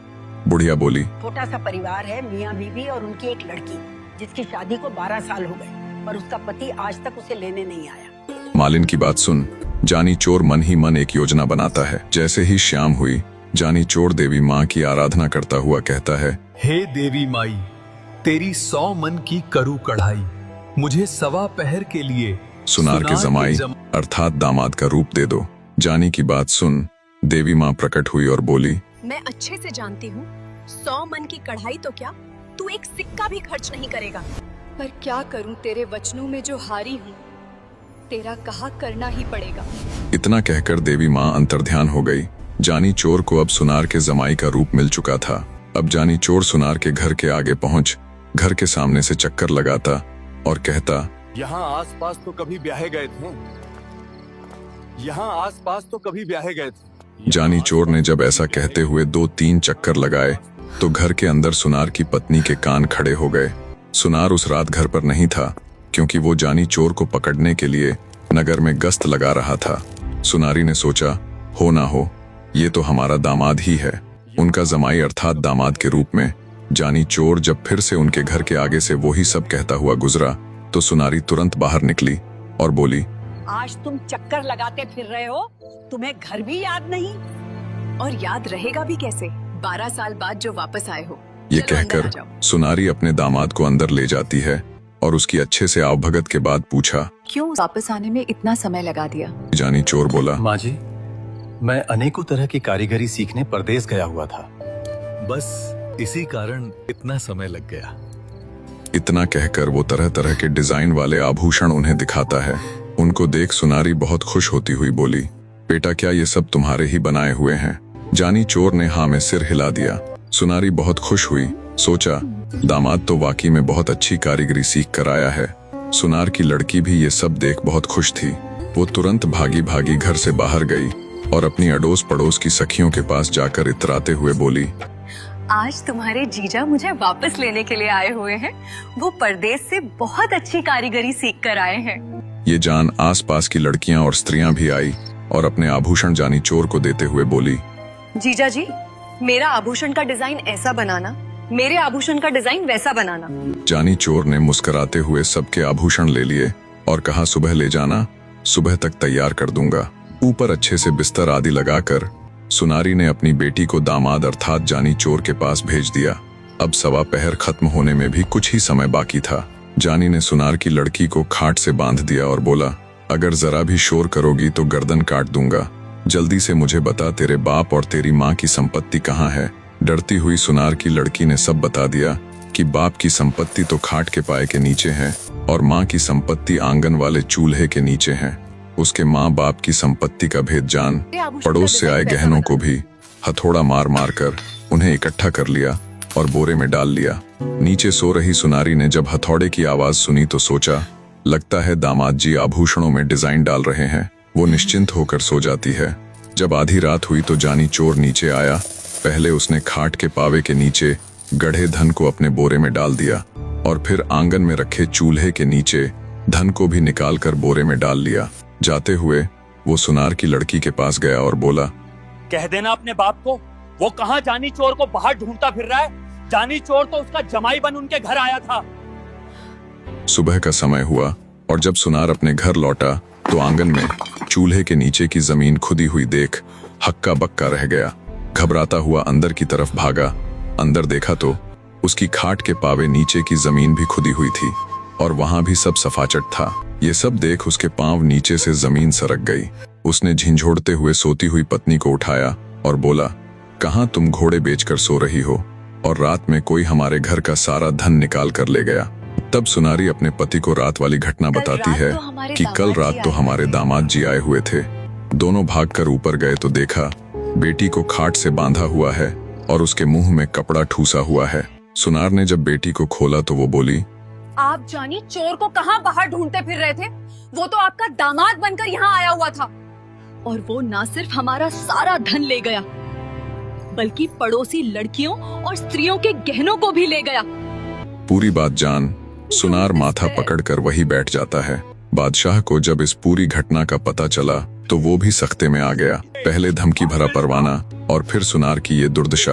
बादशाह समझ चुका था कि ये जानी चोर कोई मामूली व्यक्ति नहीं है। बादशाह ने फिर कुछ सोचते हुए एक ऐसे व्यक्ति को काम सौंपा जो काबिलियत में भी सुनार से 2 दर्जे अव्वल था और जिसकी कोई कमजोरी भी ना थी।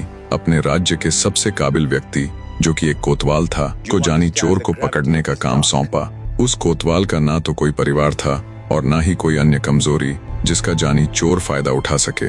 कोतवाल भी खुश था कि खुद बादशाह ने उसे ये काम सौंपा है। दूसरी तरफ सुनार के परिवार से लूटा हुआ धन और जेवर आदि जानी चोर फूला मालिन को दे देता है। इतने सारे धन को देख फूला मालिन की आंखें चमक उठी।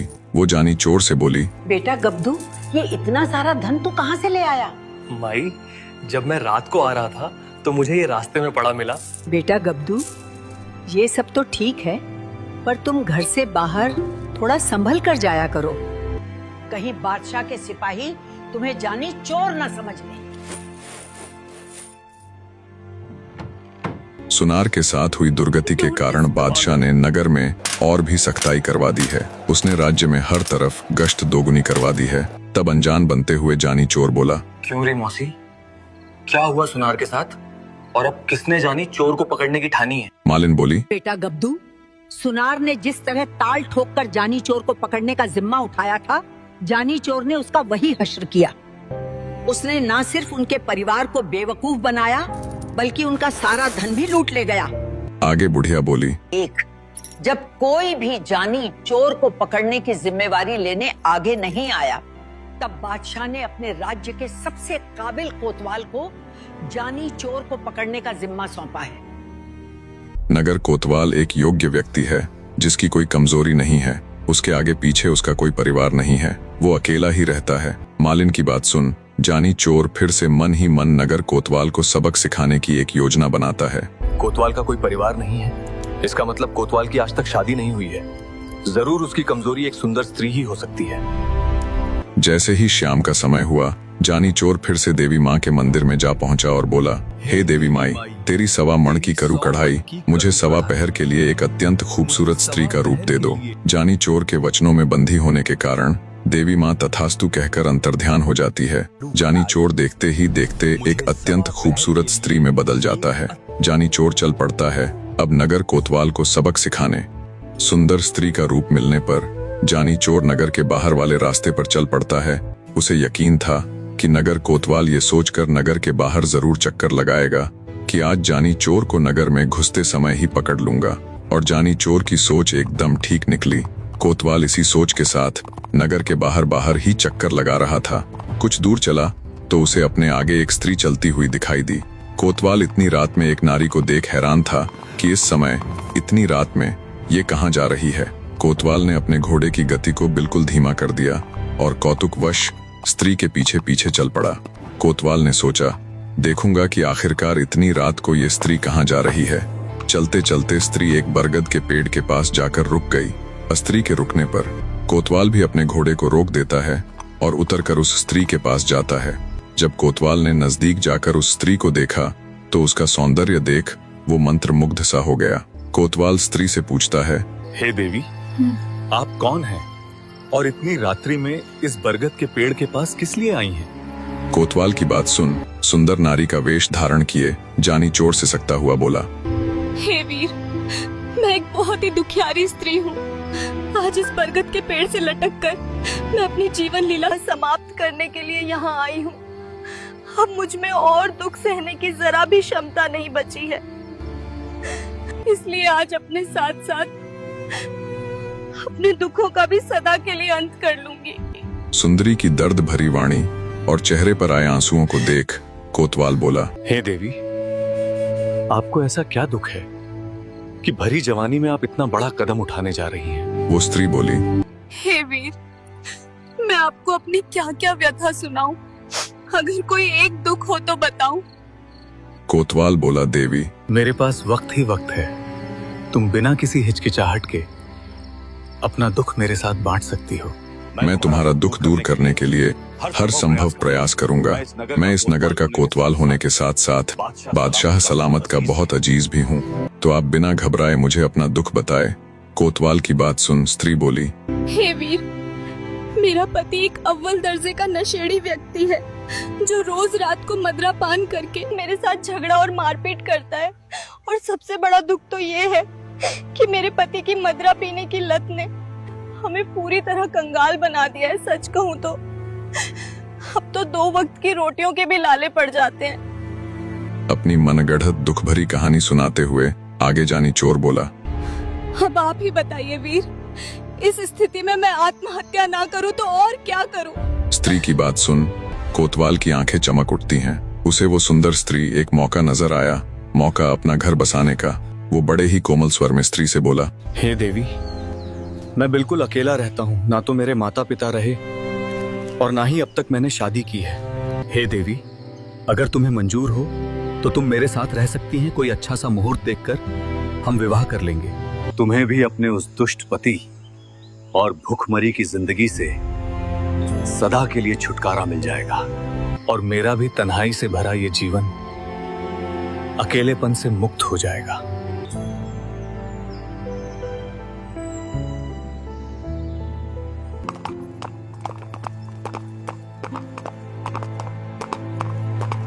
कुछ ही देर में कोतवाल उस सुंदर स्त्री के साथ अपने घर पहुंच जाता है।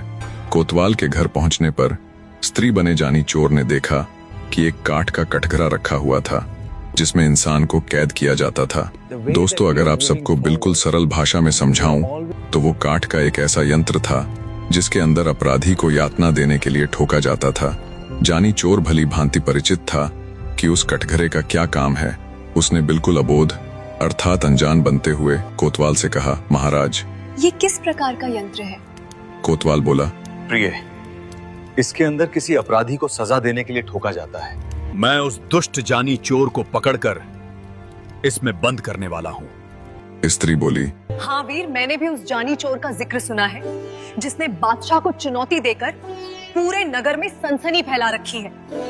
आगे स्त्री बना जानी चोर किसी अबोध बालक की तरह कहता है, हे वीरपा, इसके अंदर अपराधी को कैसे ठोका जाता है? इतना कहकर वो उस कटघरे के नजदीक जाकर उसे छूती हुई कहती है, हे वीर, मैं देखना चाहती हूँ कि इसके अंदर कैदी को कैसे बंद किया जाता है। एक बार आप मुझे भी इसके अंदर बंद करके दिखाइए ना। स्त्री की बात सुन कोतवाल झट से उसके पास आया और बोला, प्रिय, मैं तुम्हें इस काठ में बंद नहीं कर सकता क्योंकि तुम इतनी नाजुक हो कि ये तुम्हारे ये कोमल कोमल हाथ पैर छिल जाएंगे। अगर तुम्हें देखने की इतनी ही इच्छा है तो मैं खुद तुम्हें इसके अंदर बंद होकर दिखाऊंगा। जैसे ही मैं इसके अंदर जाऊं तुम ये हत्था खींच देना। इतना कहकर कोतवाल उस काठ के कटघरे के अंदर चला जाता है। जानी चोर को तो इंतजार ही इस बात का था। उसने झट से उस कटघरे का हत्था खींच दिया। हत्था खींचते ही कोतवाल उस कटघरे में बंद हो जाता है। उसका सिर ऊपर और पैर नीचे हो जाते हैं। कोतवाल बोला, देखा प्रिय, बिल्कुल ऐसे ही किसी अपराधी को इसके अंदर बंद किया जाता है। अब जल्दी से इस हैंडल को उठा दो ताकि मैं इससे बाहर निकल सकूं। कोतवाल की बात सुन जानी चोर बोला, बेवकूफ आदमी, मैं तुम्हारी कोई प्रिय वीर्य नहीं हूँ जिसके साथ तुम विवाह के सपने संजो रहा है। मैं तो तेरा फूफा जानी चोर हूँ। इतना कहकर स्त्री रूपी जानी चोर नगर कोतवाल के घर में जो भी कीमती वस्तुएं और धन था उसे एक बोरे में डालकर वहां से रफू चक्कर हो गया। दुखी कोतवाल बेबस नजरों से जानी चोर को जाते हुए देखता रह जाता है। सुबह का समय हुआ और जब धीरे धीरे सूर्य बिल्कुल बीचों बीच आ गया अर्थात दोपहर हो गई, तब बेसब्री से कोतवाल का इंतजार कर रहे बादशाह ने सोचा, कल कोतवाल को जानी चोर को पकड़ने का काम सौंपा था। जानी चोर तो दूर की बात, अब तक कोतवाल का भी कोई अता पता नहीं।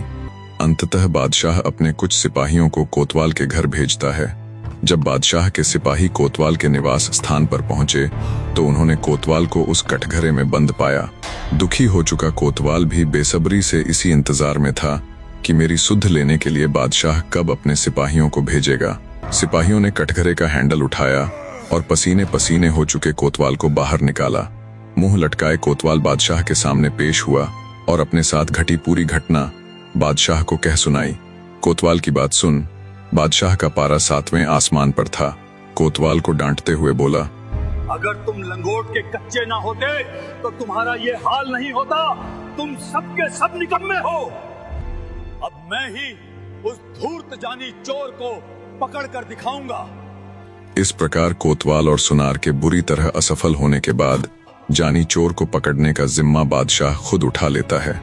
दूसरी तरफ एक बार फिर से जानी चोर कोतवाल से लूटा हुआ धन फूला मालिन को सौंप देता है। एक बार फिर से इतने सारे धन को देखकर फूला मालिन की आंखें चमक उठती हैं। वो जानी चोर से कहती है, बेटा गब्दू, ये सब तो खूब बढ़िया है, पर तू घर से बाहर थोड़ा संभल कर जाया कर। बादशाह के सिपाही चप्पे चप्पे पर तैनात है। कहीं बादशाह के सिपाही तुम्हें जानी चोर न समझ ले। मालिन की बात सुन जानी चोर बोला, अरे मौसी, तुम क्यों इतनी चिंता करती हो? और वैसे भी बादशाह के सिपाही पकड़ेंगे तो जानी चोर को पकड़ेंगे, मुझसे उनका क्या लेना देना? मैं कोई जानी चोर थोड़े ही ना हूँ। बूढ़ी मालिन बोली, बेटा फिर भी थोड़ा संभल कर जाया कर, मुझे बहुत चिंता होती है तेरी। जानी चोर बोला, ठीक है मौसी। और क्या चल रहा है नगर में? अब की बार जानी चोर को पकड़ने की जिम्मेवारी किसने ली है? तब मालिन बोली, बेटा अब की बार उस जानी चोर को पकड़ने की जिम्मेवारी खुद बादशाह सलामत ने ली है। बूढ़ी माँ की बात सुन जानी चोर की आंखों में चमक आ जाती है। वो तो कब से इस पल की फिराक में था कि कब खुद बादशाह उसे पकड़ने की जिम्मेवारी लेगा। शाम का समय हुआ तो फिर से जानी चोर माता के मंदिर पहुंच जाता है और फिर से माता के आगे याचना करता है, हे देवी माई, तेरी सवा मण की करू कढ़ाई, मुझे सवा पहर के लिए एक बुढ़िया का रूप दे दें। दोस्तों, कहानी में आगे बढ़ने से पहले आप सबको बताता चलूं कि पुराने समय में चोर लोग चोरी करने से पहले देवी माँ की आराधना किया करते थे और सफलता पूर्वक चोरी होने पर वे माता को भेंट चढ़ाया करते। इसी प्रकार जानी चोर ने भी देवी माँ की प्रचंड भक्ति की थी। कई दिनों तक भूखा प्यासा रहकर लगातार वो देवी माँ के ध्यान में लीन रहे थे। तब देवी माँ ने प्रकट होकर खुश होते हुए जानी चोर को ये वरदान दिया था, जब भी तू मेरा नाम लेकर अपना रूप बदलकर कोई अन्य रूप बनाना चाहेगा, तब तुझे वैसा ही रूप मिल जाया करेगा। यही कारण था कि जानी चोर आज तक शिवाय सुल्तान के किसी की पकड़ में नहीं आया था, क्योंकि वो हमेशा रूप बदल बदल कर चोरियां किया करता था। अब फिर से चलते हैं कहानी के ऊपर। तो जानी चोर एक बुढ़िया का रूप बनाकर नगर के चौराहे पे बैठकर दाना दलने लग जाती है। दूसरी तरफ बादशाह भी कुछ सैनिकों की छोटी सी टुकड़ी लेकर पूरे विश्वास के साथ जानी चोर को पकड़ने के लिए राजमहल से निकल पड़ता है। घूमते घूमते जब बादशाह नगर के उस चौराहे पर पहुंचा जिस पर जानी चोर बुढ़िया का रूप धारण किए दाना दल रहा था, तब बादशाह बुढ़िया के पास गया और बोला, क्यों री बुढ़िया, इतनी रात में तू यहाँ क्या कर रही है? बादशाह के सख्त लहजे का जवाब बुढ़िया लड़खड़ाती हुई आवाज में देती हुई कहती है, हुजूर, जानी चोर आया था मेरे पास और मुझे अपने घोड़े के लिए दाना दलने का काम सौंप कर गया है। बस उसी के काम में लगी हुई हूँ। बुढ़िया की बात सुन बादशाह की आंखें चमक उठी। सोचा इससे बेहतरीन मौका और क्या होगा जानी चोर को पकड़ने का। उसने तुरंत बुढ़िया से उसके वस्त्र देने के लिए कहा।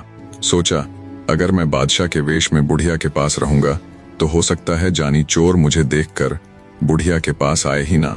सबसे अच्छी योजना तो यही है कि मैं खुद बुढ़िया का रूप बनाकर यहाँ चौराहे पे बैठ जाता हूँ और जैसे ही जानी चोर आएगा मैं तुरंत उसे पकड़ लूंगा। बादशाह ने अपने साथ मौजूद सिपाहियों को नगर में दूसरी जगहों पर गश्त के लिए भेज दिया और खुद बुढ़िया के वस्त्र धारण कर नगर चौराहे में बैठ गया। वस्त्र देते समय जानी चोर रूपी बुढ़िया ने वस्त्रों के साथ साथ जूतों की माला भी बादशाह के गले में डाल दी। उसके मुख पर से हाथ फिराते हुए कालस लगा दी। जानी चोर बादशाह के घोड़े पर बैठकर वहां से फुर्र हो जाता है। बादशाह जानी चोर के इंतजार में नगर चौराहे पे बैठकर दाना दलने लग जाता है। दूसरी तरफ जानी चोर सीधा नगर के बाहर सुल्तान के पास जाता है और कहता है, चलो मेरे साथ, महकदे को छुड़वाने का इससे अच्छा मौका नहीं मिलेगा।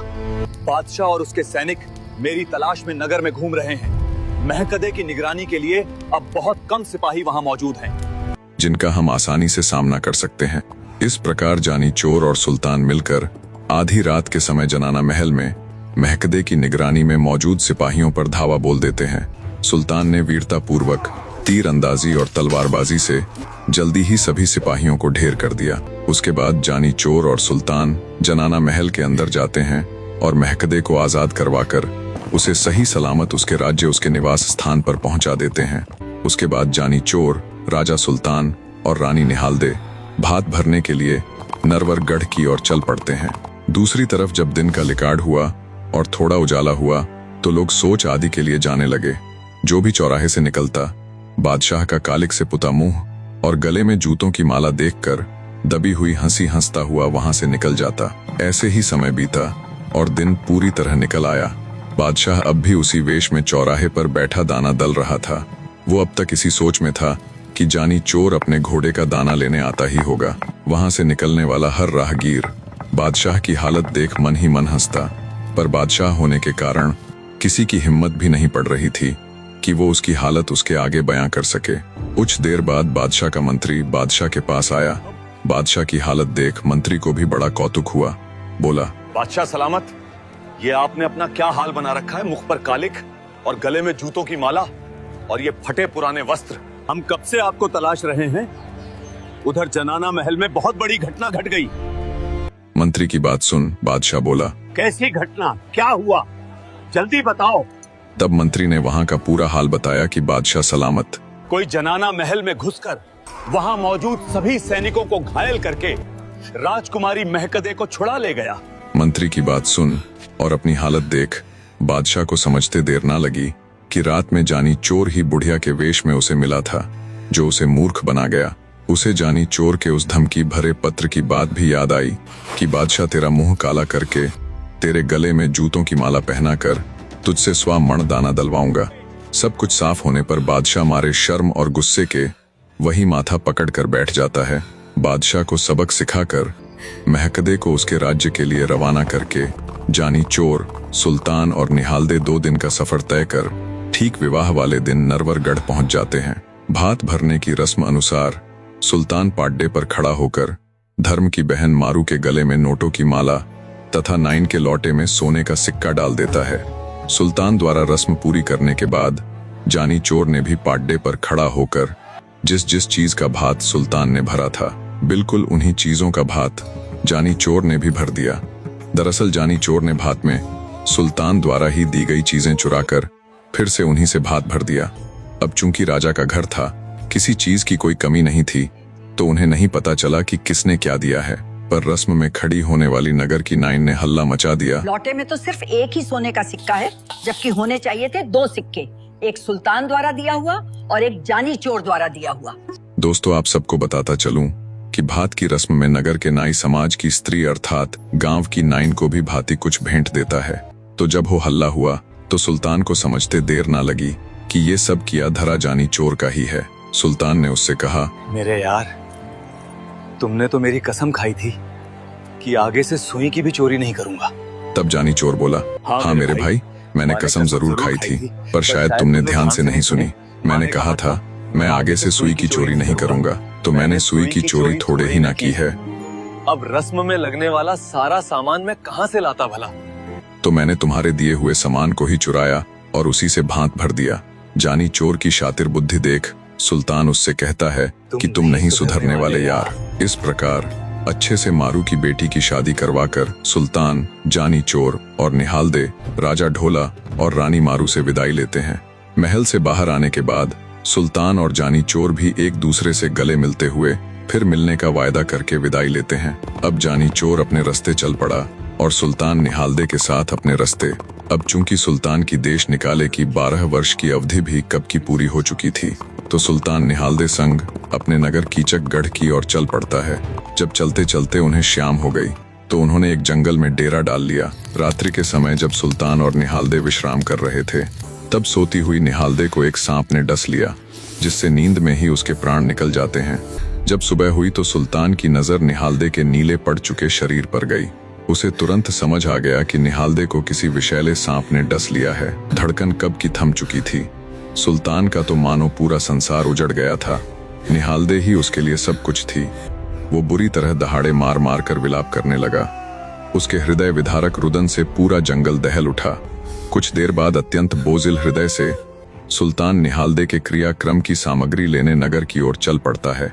सबसे पहले सुल्तान लकड़ी वाले के पास पहुंचता है। उसने दुकानदार को पैसे दिए और स्वमण लकड़ी तोलने के लिए कहकर दूसरी सामग्री लेने के लिए आगे बढ़ गया। फिर वो एक कपड़े की दुकान पर जाता है। सुल्तान ने उसे भी पैसे दिए और कफन के लिए 100 मीटर सफेद कपड़ा काटने की कहकर अन्य सामग्री लाने के लिए आगे बढ़ जाता है। फिर सुल्तान एक घी वाले की दुकान पर पहुंचता है। उसे भी पैसे देकर घी का एक पीपा देने के लिए कहता है। तभी सुल्तान ने सोचा रानी को पान बहुत पसंद था। अंततः वो घी वाले को भी थोड़ी देर में आने की कहकर पंसारी की दुकान की तरफ बढ़ जाता है। पंसारी की दुकान पर जाकर सुल्तान पान लगाने की कहता है। तब दुकान पर मौजूद पंसारी की बेटी सुल्तान के रंग रूप को देखकर उस पर मोहित हो जाती है। वो एक जादूगरनी थी जिसने काला जादू सीखा हुआ था, तो अपने जादू से पंसारी की बेटी सुल्तान को एक मिंढा अर्थात भेड़ का बच्चा बनाकर उसे वही बांध लेती है। दोस्तों, अब कहानी में चलते हैं जंगल की तरफ, जहां निहालदे का मृत शरीर तंबू के बाहर रखा हुआ था। देवयोग से भगवान शिव जी माता पार्वती के साथ मृत्युलोक की सैर करने आए हुए थे। जब वे दोनों जंगल से होते हुए निहालदे के पास से गुजरे तो उनकी नजर मृत निहालदे पर पड़ी। उसे देख माता पार्वती बोली, देखो तो महाराज, कितनी सुंदर युवती है, बेचारी भरी जवानी में प्राणों को प्यारी हो गई। आप इसे फिर से जीवित कर दीजिए ना महाराज। माता पार्वती की बात सुन भगवान शिव बोले, प्रिय, ये मृत्यु लोक है, यहाँ हर किसी को कुछ न कुछ दुखा ऐसे तुम किस किस के दुखों को दूर करती चलोगी? भगवान शिव की बात सुन माता पार्वती बोली, मुझे कुछ नहीं पता महाराज, आप इस युवती को अभी जिंदा कर दीजिए। अंततः बस। माता पार्वती के हठ के आगे महादेव जी को झुकना पड़ा और निहालदे के शरीर में फिर से जान फूंक दी। निहालदे तुरंत उठ बैठी। उसने देखा तो सुल्तान उसके पास नहीं है, बल्कि एक साधु और साध्वी वहां खड़े हैं। निहालदे भगवान शिव के गले पड़ गई और बोली, बता रहे साधु, मेरा पति कहाँ है? नहीं तो तेरी दाढ़ी को उखाड़ फेंकूंगी। निहालदे की बात सुन भगवान शिव माता पार्वती से बोले, देख लिया इसे जीवित करने का नतीजा, अब ला कर दो इसे इसका पति भी। तब माता पार्वती निहालदे से बोली, पुत्री, मैं पार्वती और ये स्वयं महादेव जी हैं। हम मृत्यु लोक घूमने आए हुए थे। जब मैंने तुम्हें मृत देखा तो महादेव जी से जिद करके तुम्हें जिंदा करवा दिया। पर निहालदे को माता पार्वती की बातों पर यकीन नहीं हुआ। वो तो बस एक ही रट लगाए हुए थी कि मुझे मेरा पति वापस लाकर दो। निहालदे की जिद देख महादेव जी उससे बोले, ठीक है, एक बार अपने मुख पर हाथ फिराओ।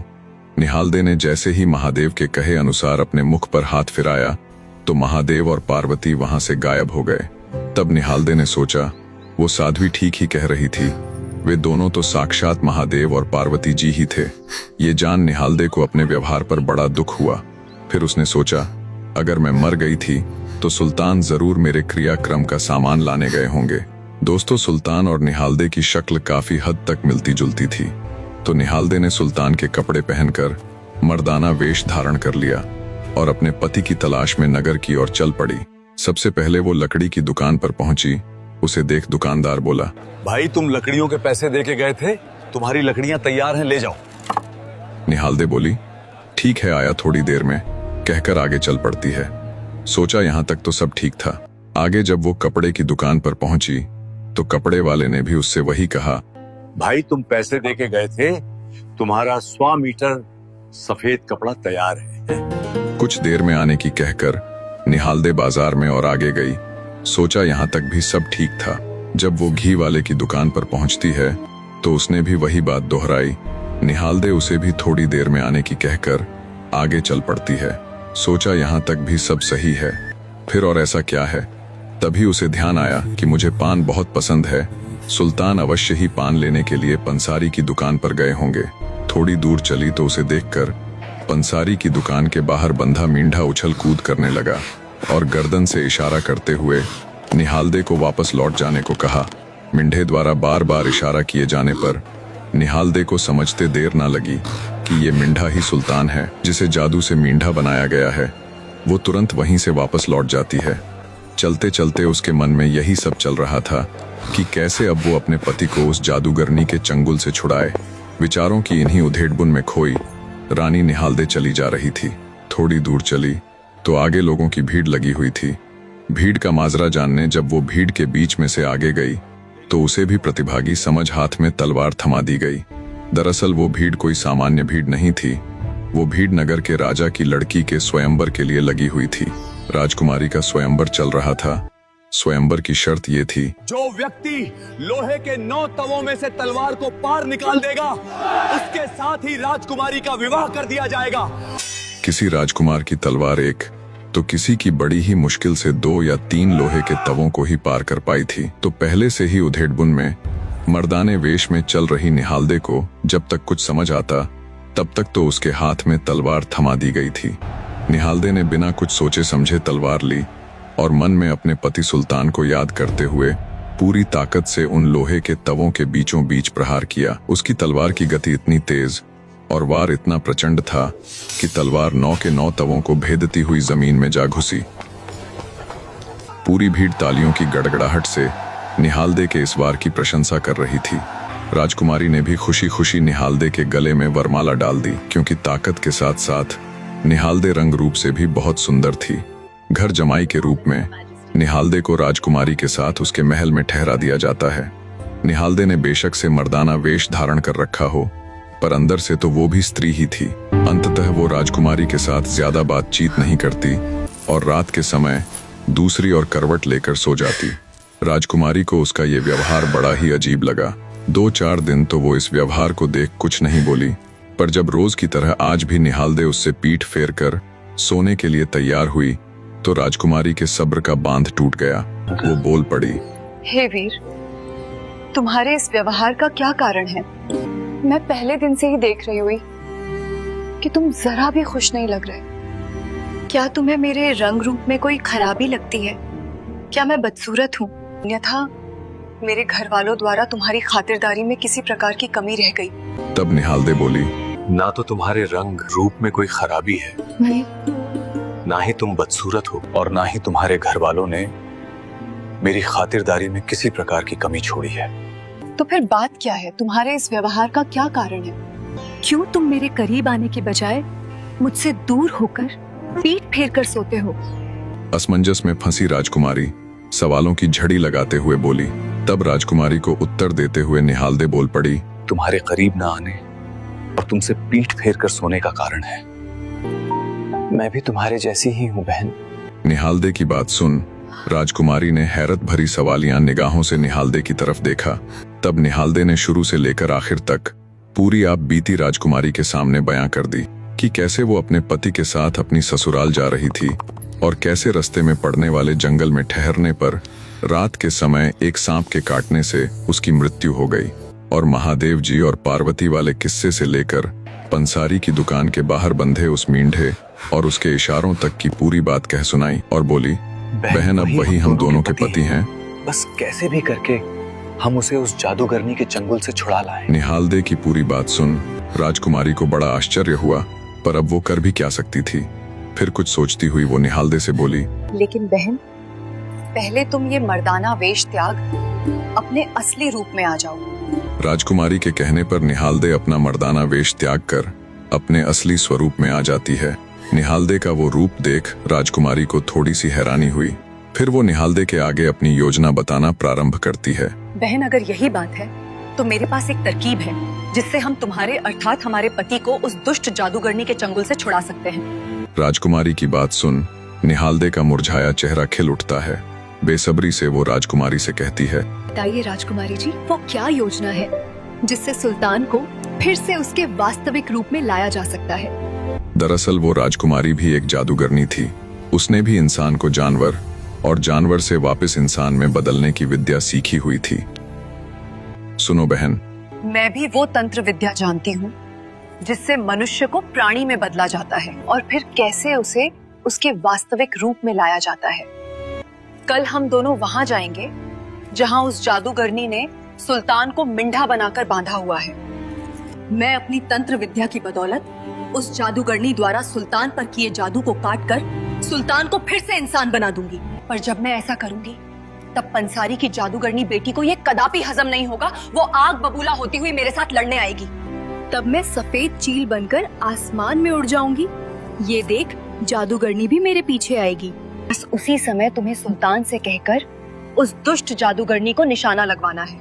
जैसे ही सुल्तान का तीर उसको लगेगा उसके प्राण पखेरु उड़ जाएंगे। फिर हम आराम से सुल्तान के साथ सुखपूर्वक अपना जीवन बिता सकेंगे। राजकुमारी की पूरी बात सुन निहालदे की आंखें चमक उठी। उसे विश्वास हो चला था कि जल्दी ही उसका पति अर्थात सुल्तान अपने असली रूप में होगा। अब उसे इंतजार था तो बस कल होने वाली सुबह का। कहानी को अब दूसरी तरफ यानी जादूगरनी की तरफ लेकर चलते हैं। जादूगरनी रात के समय सुल्तान को उसके वास्तविक रूप में लाकर उसके साथ चौपट सार आदि खेलती और जैसे ही सुबह होती वो फिर से मंत्र मारकर उसे मिंढा बना देती। जैसे ही सुबह हुई और दिन थोड़ा ऊपर चढ़ा, निहालदे जादूगरनी राजकुमारी को साथ ले पंसारी की दुकान के बाहर पहुंच जाती है जहां उस दुष्ट जादूगरनी ने सुल्तान को मिंढा बनाकर बांध रखा था। वहां पहुंचकर राजकुमारी ने अपनी मंत्र शक्तियों द्वारा दुष्ट जादूगरनी के जादू को काटकर मिंढे को फिर से इंसान बना दिया। जब दुष्ट जादूगरनी ने ये देखा तो ये उसे बिल्कुल बर्दाश्त ना हुआ, और होता भी कैसे, उसका मनपसंद खिलौना जो उससे छीना जा रहा था। जैसे ही पंसारी की बेटी राजकुमारी पर झपटी तो योजना अनुसार राजकुमारी एक सफेद चील के रूप में बदल गई और आसमान में उड़ने लगी। क्रोधित दुष्ट जादूगरनी ने भी चील का रूप धारण किया और वो भी आसमान में जाकर राजकुमारी के साथ लड़ने लग जाती है। तब निहालदे अपने साथ लाया धनुष बाण सुल्तान को देते हुए बोली, महाराज, आसमान में उड़ रही उस काली चील जो कि वो दुष्ट जादूगरनी है, उस पर निशाना साधो। निहालदे की बात सुन सुल्तान कहता है, क्या काली और क्या सफेद, और इस बात का क्या भरोसा कि जादूगरनी राजकुमारी हमारे साथ पूरे जीवन अच्छे से पेश आएगी। अगर कल को उसके साथ कुछ कहा सुनी हो गई तो वो भी हमें कभी मिंढा तो कभी मेमना बनाकर खड़ा कर देगी। इतना कहते हुए सुल्तान ने निशाना साधा और बाण से अत्यंत वेग से निकला हुआ सुल्तान का तीर आपस में लड़ रही काली चील और धोली चील दोनों के आर पार हो जाता है। फलस्वरूप उस दुष्ट जादूगरनी के साथ साथ जादूगरनी राजकुमारी के भी प्राण पखेरु उड़ जाते हैं। सुल्तान निहालदे को ले अपने नगर कीचकगढ़ की ओर चल पड़ता है। 2 दिन के लंबे सफर के बाद सुल्तान और निहालदे कीचकगढ़ पहुंच जाते हैं। वहां पहुंचने पर महल में सीधा जाने की बजाय सुल्तान निहालदे संग शाही बाग में रुक जाता है। जैसे ही सुल्तान के वापस लौटने की खबर पहरेदारों ने राजा मैनपाल और रानी को दी, दोनों के दोनों तुरंत सब कुछ छोड़ छाड़ कर भागे भागे शाही बाग में चले आते हैं। राजा मैनपाल बेटे सुल्तान को बाहों में भरता हुआ बोला, बेटा बहुत रुलाया है तुमने। तुम्हारी याद में एक एक दिन कई सालों की तरह गुजरा है हमारा। अरे मैंने तो वो देश निकाला सिर्फ तुम्हें डराने के लिए टंगवाया था। मुझे जरा सा भी ये अंदेशा नहीं था कि तुम सचमुच उसे देखकर हमें छोड़कर चले जाओगे। ऐसा कोई दिन नहीं गया जब मुझे अपने किए पर पछतावा ना हुआ हो या तुम्हारी माँ ने मुझे दोषी ठहराते हुए धिक्कारा ना हो। राजा रानी दोनों बारी बारी से अपने बेटे को गले लगाते हैं। अच्छी तरह से मिलन होने के बाद सुल्तान अपने माता पिता को निहालदे का परिचय देता है। सुल्तान अपने साथ बहू को भी लाया है। ये जान उन दोनों को और अधिक खुशी हुई।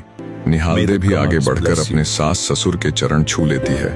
राजा मैनपाल पूरे सम्मान के साथ अपने बेटे और बहू को राजमहल के अंदर लेकर जाते हैं और अगले ही दिन वे सुल्तान का राज तिलक कर उसे कीचकगढ़ का नया राजा घोषित कर देते हैं। इस प्रकार राजा सुल्तान रानी निहालदे के साथ सुखपूर्वक जीवन व्यतीत करता है।